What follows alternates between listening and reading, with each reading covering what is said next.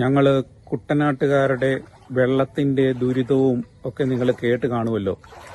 ഇപ്പം ഞാൻ ഈ പറഞ്ഞുകൊണ്ടിരിക്കുമ്പോൾ നടക്കുന്ന സൗണ്ട്, വെള്ളത്തിൽ കൂടെ നടക്കുന്ന സൗണ്ടാണ് ഇപ്പം നിങ്ങൾ കേൾക്കുന്നത്. കേട്ടോ, കേൾക്കാൻ സാധിക്കുന്നുണ്ടോ? കാരണം മുട്ടറ്റം വെള്ളമാണ്. ഇത് ഞങ്ങളുടെ കാറും ലോറിയും ഒക്കെ വരുന്ന ഞങ്ങളുടെ വഴിയാണ്. കോൺക്രീറ്റ് റോഡാണ്, പക്ഷെ പറഞ്ഞിട്ട് കാര്യമില്ല. മുട്ടിന് മോളി വെള്ളമാണിപ്പോൾ. കുറച്ചുകൂടെ കഴിയും തോറും വെള്ളം കൂടി കൂടി വരികയാണ്.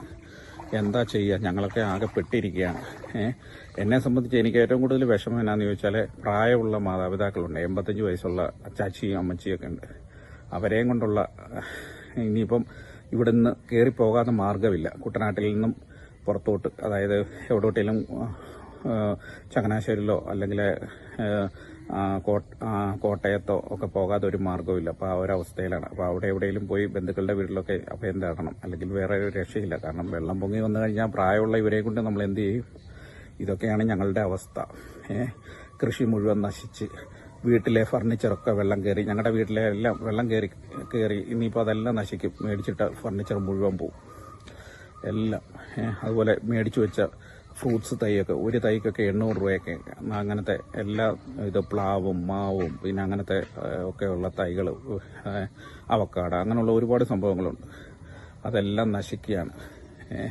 അതൊക്കെ ഓർക്കുമ്പോൾ നമ്മളുടെ നെഞ്ചിൽ തീയാണ്, വേദനയാണ്. കാരണം ഇത്രയും കഷ്ടപ്പെട്ട് എല്ലാം ഉണ്ടാക്കിയിട്ട് കണ്ടില്ലേ, ഞാൻ മുമ്പേ കാണിച്ചില്ലേ കൊലയൊക്കെ, ഇത്രയും വലിയ ആനക്കൊലയൊക്കെ വീണിട്ട്, വാഴക്കൊലയൊക്കെ വീണ് എല്ലാം പറമ്പ് മുഴുവൻ അത് കൊലയെല്ലാം വീണ് നശിച്ചിരിക്കുക.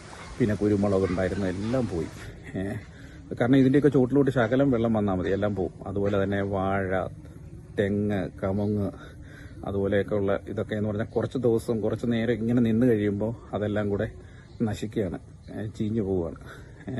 പിന്നെ ഒരുപാട് ഫ്രൂട്ട്സ് തൈയൊക്കെ ഇത്രയും വില കൊടുത്ത് മേടിച്ച 10-100 ഫ്രൂട്ട്സ് തൈയൊക്കെ ഉണ്ട്, 100-150 ചൂട്. പിന്നെ കുരുമുളകിൻ്റെ ഒരുപാട് തൈ എല്ലാം പോയി. ഇതൊക്കെയാണ് നമ്മുടെ അവസ്ഥ. എല്ലാവർക്കും ഈ വീഡിയോ കണ്ടപ്പം നമ്മളുടെ കുട്ടനാട്ടുകാരുടെയൊക്കെ ദുരിതം മനസ്സിലായല്ലോ. ഇതൊന്നും കാണിക്കാൻ വേണ്ടിയിട്ടാണ് ഞാൻ ഈ വീഡിയോ ഇട്ടത്. അപ്പോൾ നാളെ നമ്മൾ മറ്റൊരു വീഡിയോയുമായി വരുന്നവരെ എല്ലാവർക്കും ബൈ ബൈ, നന്ദി, നമസ്കാരം, താങ്ക് യു.